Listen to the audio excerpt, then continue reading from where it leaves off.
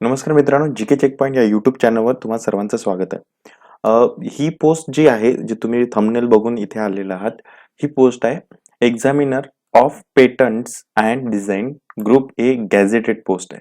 त्यामुळे खूप चांगली पोस्ट आहे. आता या पोस्टबद्दल खूप मोठी ॲड आहे, खूप मोठे पेजेस याच्यामध्ये आहे. त्याच्यामधल्या महत्त्वाच्या गोष्टी आपण बघू. कारण की तुम्ही ती ॲड पर्सनली सुद्धा वाचू शकता. मी टेलिग्राम चॅनलवर टाकून देईल. टेलिग्राम चॅनलची लिंक मी डिस्क्रिप्शन बॉक्समध्ये दिली आहे. तर काय आहे रिक्रुटमेंट, कशा प्रोसेस आहेत, काय महत्त्वाचे मुद्दे आहेत, एवढंच आपण चर्चा करू. बाकीचे मुद्दे तुम्ही पर्सनली माहीत करून घेऊ शकता किंवा वाचू शकता. चला तर मग बघूयात आपण. आता सर्वात महत्त्वाचा मुद्दा येतो तो म्हणजे हाऊ टू अप्लाय. तर कसं अप्लाय करायचं आहे, तर ऑब्व्हियसली सगळं आलंय ऑनलाईन, आपल्याला ती सिस्टीम आलेली आहे. आणि कुठल्या साईटवर अप्लाय करायचं ही साईट दिलेली आहे www.qcin.org. ठीक आहे. तर या मोडवर आपल्याला अप्लिकेशन करायचं आहे, अदर कुठलंही माध्यम याच्यामध्ये नाही. आता एक्झामिनेशन फी काय आहे, तर एक्झामिनेशन फी आहे ₹1000 ओपनसाठी आणि ओबीसी साठी. तर या दोन कॅटेगरीसाठी आपल्याला किती फी आहे, ₹1000 फी आहे. आणि जे कॅन्डिडेट SC ST आहेत, त्यानंतर PWD डिफरंटली एबल कॅन्डिडेट आहेत किंवा वुमेन आहेत, तर त्या सगळ्यांना किती फी आहे, ₹500. ठीक आहे. चला, आता रिलॅक्सेशन कसं आहे, रिलॅक्सेशन कन्सेशन. आता काही जे कॅटेगरीज आहेत, तर त्या त्या कॅटेगरीजना कशा पद्धतीचं बेनिफिट आहे, फी कन्सेशन कसं आहे, या सगळ्या गोष्टींचं हे क्लेम्स आहेत ते करू शकतात. तर ते त्यांनी करायचं आहे. बाकी याच्यात असं काही महत्वाचं नाही. पुढचा मुद्दा दिसतो व्हॅकन्सीज. आता व्हॅकन्सीज बघा, सगळ्यात कोणत्या पदासाठी व्हॅकन्सीज आहेत, तर examiner of patent and designs general central service group A gazetted non ministerial post आहे in level 10 in pay matrix. किती आहे पे मॅट्रिक्स बघा, 56,000 टू 1,77,000. म्हणजे खूप मोठा पगार आहे, जवळपास 70 ते 80,000 पर मंथ तुम्हाला पडू शकतो. आणि applicable allowances as admissible in the government of India. अशा पद्धतीचे खूप चांगलं पद आहे. इतक्या मोठ्या लेवलचं मॅट्रिक्स तुम्हाला ते मिळणार आहे. चला, पुढचा मुद्दा महत्वाच्या डेट्स.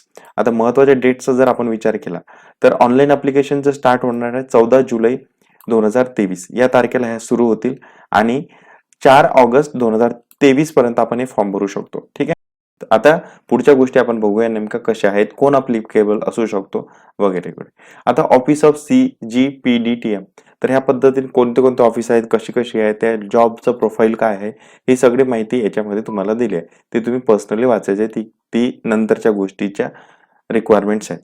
आता व्हॅकन्सीज कशा आहेत, तर डिस्ट्रीब्युशन ऑफ व्हॅकन्सी बघा कॅटेगरी वाईज.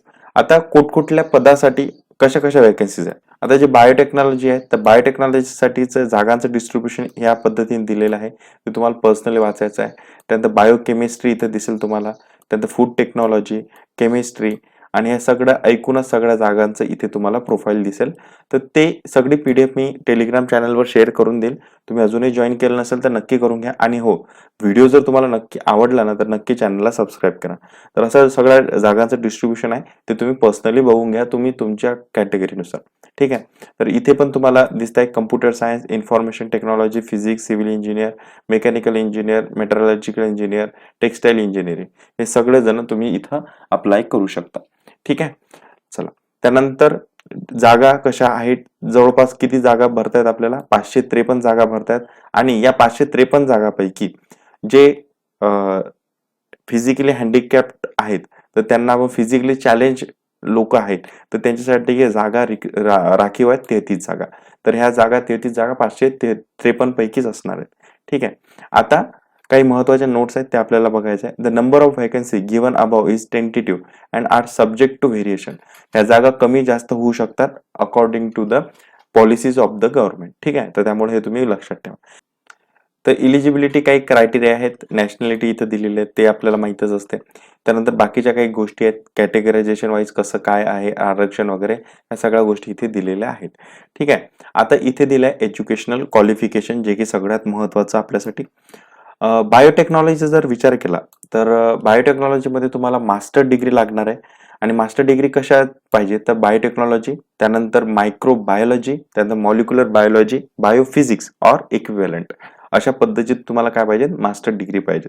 त्यानंतर बायोकेमिस्ट्रीचा जर विचार केला, तर master degree in biochemistry or equivalent, ठीक आहे ना. त्यानंतर फूड टेक्नॉलॉजी जर विचार केला तर बॅचलर डिग्री पाहिजेत तुम्हाला, याच्यामध्ये मास्टरची गरज नाही. Bachelor degree in food technology or food engineering or equivalent, ठीक आहे. त्यानंतर केमिस्ट्रीचा जर विचार केला तर केमिस्ट्रीमध्ये तुम्हाला मास्टर पाहिजेत, तर मास्टर इन केमिस्ट्री और bachelor degree in chemical in technology. तर इथं ऑर म्हटलेलं आहे, तर ऑर तुम्हाला काय चालेल, bachelor degree in chemical technology हे सुद्धा चालेल, किंवा केमिकल इंजिनिअरिंग असं पण चालेल, किंवा इक्विव्हॅलंट, ठीक आहे. त्यानंतर पॉलिमर सायन्स अँड टेक्नॉलॉजी, तर इथं मास्टर डिग्री लागेल तुम्हाला पॉलिमर सायन्स. त्यानंतर याच्यात ऑर मध्ये तुम्हाला जर तुमच्याकडे मास्टर नसेल पण तुमच्याकडे bachelor degree in polymer technology असेल किंवा इंजिनिअरिंग असेल तरी तुम्हाला ते चालेल. त्यानंतर बायोमेडिकल इंजिनिअरिंगचा जर विचार केला तर याच्यामध्ये तुम्हाला बॅचलर डिग्रीच लागेल. बॅचलर डिग्री इन कशासाठी, बायोमेडिकल टेक्नॉलॉजी किंवा बायोमेडिकल इंजिनिअरिंग ऑर इक्विव्हॅलंट. त्यानंतर इलेक्ट्रॉनिक्स अँड कम्युनिकेशन इंजिनिअरिंग मध्ये काय, इथं सुद्धा बॅचलर डिग्रीच लागते. Bachelor degree in electronics technology और इलेक्ट्रॉनिक्स इंजिनिअरिंग और इलेक्ट्रॉनिक्स अँड टेलिकम्युनिकेशन टेक्नॉलॉजी और इलेक्ट्रॉनिक्स इंजिनिअरिंग और इक्विव्हॅलंट, ठीक आहे. त्यानंतर इलेक्ट्रिकल इंजिनिअरिंग, तर बॅचलर डिग्री इथं पण बॅचलर डिग्रीच लागणार आहे. बॅचलर डिग्री कशासाठी मध्ये, इलेक्ट्रिकल टेक्नॉलॉजी किंवा इलेक्ट्रिकल इंजिनिअरिंग और इक्विव्हॅलंट, ठीक आहे. त्यानंतर computer science and information technology मध्ये इथे तुम्हाला master degree in computer science और इन्फॉर्मेशन टेक्नॉलॉजी किंवा किंवा बघा, और bachelor degree in engineering technology in computer science और इन्फॉर्मेशन टेक्नॉलॉजी और इक्विव्हॅलंट, म्हणजे तुम्हाला मास्टर किंवा ऑर मध्ये हे ज्या डिग्री सांगितल्या त्या. त्यानंतर फिजिक्स मध्ये कोण लागेल तुम्हाला, तर फिजिक्स मध्ये तुम्हाला मास्टर लागेल, मास्टर डिग्री इन फिजिक्स और इक्विव्हॅलंट. सिव्हिल इंजिनियर मध्ये जर विचार केला तर bachelor degree in civil engineer, इथं पण तुम्हाला बॅचलर डिग्री लागेल. त्यानंतर मेकॅनिकल इंजिनियरचा जर विचार केला तर इथं पण सुद्धा काय लागेल, बॅचलर डिग्री. त्यानंतर मेटलर्जिकल इंजिनियरचा विचार केला तर इथे सुद्धा बॅचलर डिग्री. टेक्सटाईलचा जर विचार केला तर इथे सुद्धा बॅचलर डिग्री. आता तुम्ही कोणत्या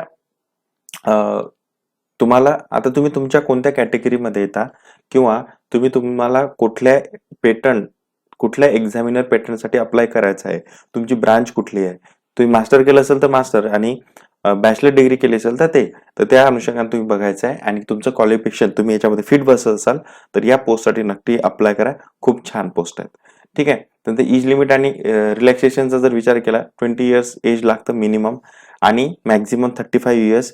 तर काही जे कॅटेगरीज असतील तर त्या कॅटेगरीज मध्ये रिलॅक्सेशन आहे तर अप टू 5 इयर्स आहे, म्हणजे 40 इयर्स तुम्ही अप्लाय करू शकता. पण मिनिमम एज त्यांनी दिलाय 21 इयर्स, बिलो दॅट, कारण की तोपर्यंत तुमचं डिग्री किंवा मास्टर्स पूर्ण होत नाही, तर ऑब्विस ते आहे 21 इयर्स, ठीक आहे. चला पुढचं, आता काही गोष्टी दिलेल्या आहेत त्या तुम्ही पर्सनली वाचू शकता. ही संपूर्ण पीडीएफ मी टेलिग्राम चॅनलवर शेअर करून दे, टेलिग्राम चॅनल नक्की जॉईन करा, ठीक आहे. चला पुढच्या गोष्टी, ह्या इथं काही महत्वाच्या गोष्टी त्यांनी त्यांच्या याच्यानुसार दिल्या आहेत त्या तुम्हाला बघून घ्यायच्या. आता सगळ्यात महत्वाचं म्हणजे स्कीम ऑफ एक्झामिनेशन. आता हे 3 फेजेस आहेत जे ऑलरेडी आपण बघितले आहे.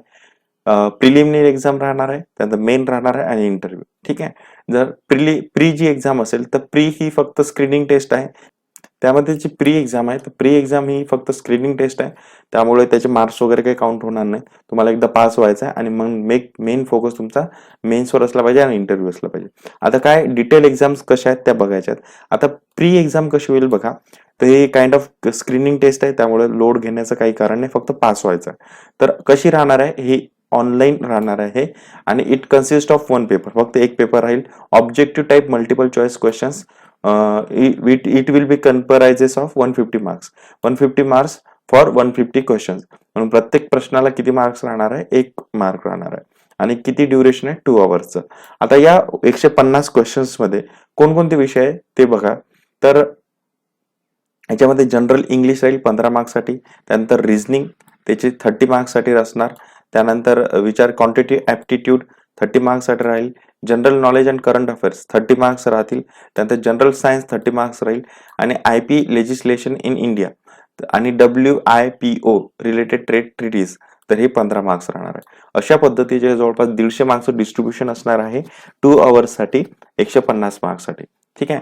चला, तर पुढे ह्या गोष्टी दिलेल्या आहेत आणि may be about 20 times of the total approximate number of vacancy to be filled through the recruitment process. आता प्री एक्झाम झाल्यानंतर मेनसाठी किती लोकांना क्वालिफाय केलं जातील, तर नंबर ऑफ वॅकन्सीज जेवढ्या असतील त्याच्या 20 पट 20 टाइम्स ते क्वालिफाय करतील. जो ओपन असेल त्यांना मिनिमम 30% मार्क मिळवणं आवश्यक असेल, तो ओबीसी असतील त्यांना 25% आणि अदर्स जे असतात 20%. ऍटलिस्ट तुम्हाला आउट ऑफ 150 मध्ये एवढे मार्क क्वालिफाय करणं आवश्यक असतील तर तुमचा विचार कट ऑफ साठी केला जाईल, अदरवाईज तुम्ही तिथेच रिजेक्ट होणार. असं तो सिंपल क्रायटेरिया आहे. त्यानंतर मेन एक्झाम मध्ये असं ऑलरेडी सांगितलं की 20 टाइम्स नंबर ऑफ पोस्ट आहेत त्याच्यात तुम्हाला मेन्स मध्ये क्वालिफाईड केलं जाईल. तर मेन्स एक्झाम कशी होणार आहे, ती ऑफलाईन मोड असणार आहे, ही ऑनलाईन मोड नाही, तर ऑफलाईन मोड असणार आहे. आणि it consist of 2 papers, paper 1 आणि पेपर 2. आता पेपर 1 मध्ये काय होणार आहे मित्रांनो, OMR बेस असणार ही एक्झाम आणि ती मल्टिपल चॉईस क्वेश्चन राहतील. आणि पेपर 2 जो हा राहील तो डिस्क्रिप्टिव्ह असणार आहे. आता paper 1 will be of 100 marks and paper 2 will be of 300 marks. ठीक आहे ना.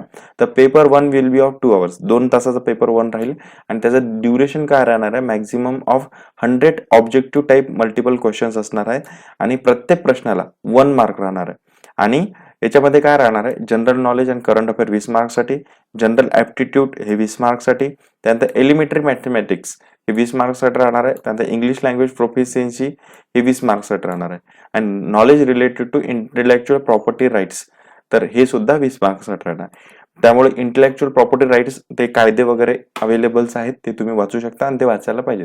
जवळपास 20 मार्क त्यावर आहेत. त्यानंतर पेपर 2 चा जर विचार केला तर paper 2 will test a knowledge of candidate in the technical scientific discipline of the vacancy applied for. आता पेपर 2 हा तुमच्या ब्रांच रिलेटेड असणार आहे. तुम्ही जे काही ज्याच्यासाठी तुम्ही अप्लाय करत आहे तो पूर्ण सिलेबस त्याच्यामध्ये राहणार आहे.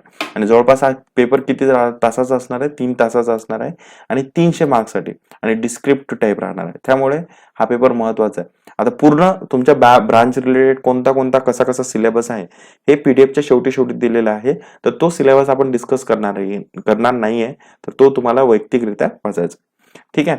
तर पेपर 2 आणि paper 1 and paper 2 will be assign 80% weightage in the final list of qualified candidate.